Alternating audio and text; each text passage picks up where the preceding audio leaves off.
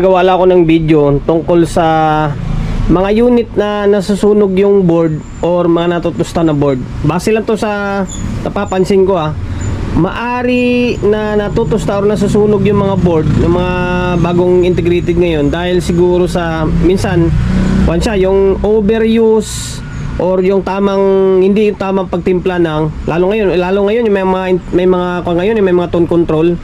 Ayan.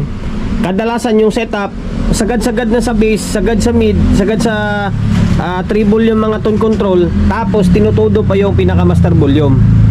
Ano ang magiging kalabasan niya?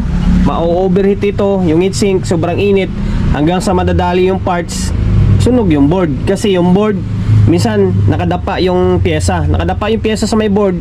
Pag nasunog yun, damay pati board. Okay? Para sa akin yung tamang setup sana, para lang sa akin to baka mamaya sabihin nyo mali naman yung tinuturo natin. Para lang naman sa akin to, dapat pag ganun, kung maaari nga lang, gitna mo na lang gitna mo yung treble, gitna mo yung mid, and then gitna mo lang yung bass, di ba? Yung tipong chill lang na tugtugan. Tapos yung master volume mo, alalay lang. Minsan kasi ang nangyari, nakasagad dito, sabihin natin, minsan 4 o'clock, yung mid 4 o'clock, yung treble 4 o'clock, halos isasagad na. Tapos babawian pa ng master volume na halos naka 2 o'clock, 3 o'clock na, kahit basag-basag na yung tunog, bira pa rin ang bira. Ano magiging labasan nun? Dito yung balik niya.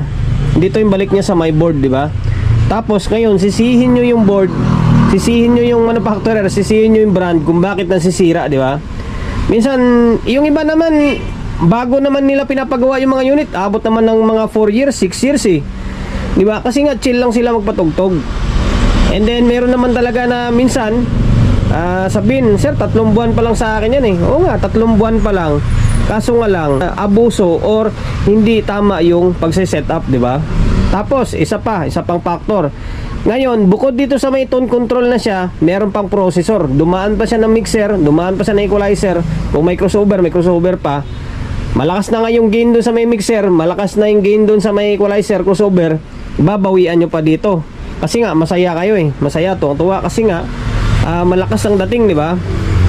Pero hindi nyo alam na bigat na yung amplifier sa loob, di ba? Sobrang init na niya hanggang sa bibigay siya, siyempre. Para ka lang pinapakain na halos hindi mo na masubo, tinutulak pa rin. Siyempre luluwa mo yan. Ganun nangyari din dito. Ayan, base lang naman yan sa naranasan ko.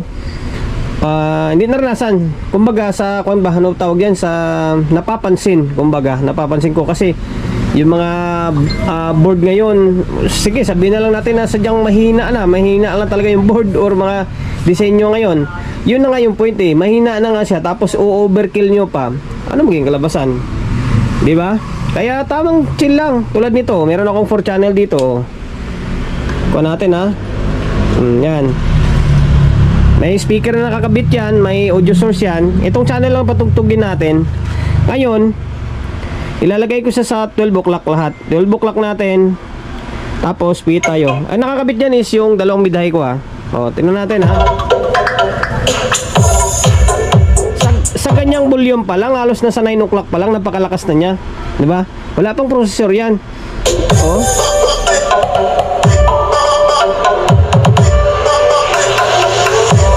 Marinig nyo, malakas na siya. Lalo pa kung ilagay natin, sabihin natin 2 o'clock yung bass, mid mo is 2 o'clock, yung treble mo is 2 o'clock din. Sige, lagyan natin ng ganyan.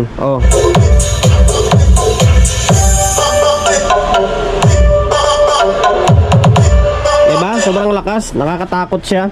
Tapos maramdaman mo kagad yan yung init dito. Dito yung epekto niya, yung init dito sa may heatsink. Okay? Kaya mas okay rin naman yan kung abot ka ng mga 12 o'clock, 2 o'clock yung mid, pati treble mo, tapos maglalakas ka dito, pero yung gain mo is babawasan mo. Hinaan mo dito sa may input naman, di ba? Bawasan mo to dito. Bawi ka dyan. Bawi lang yan, kumbaga. Sabihin na lang natin, ito yung mixer mo. Ganyan lang.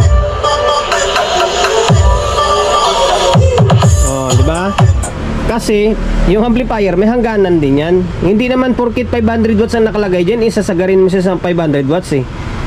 May limitasyon yan kumbaga. Okay, yan lang, base lang yan sa obserbasyon or sa mga napapansin ko sa mga unit ngayon na mga nare-repair natin. Maraming salamat.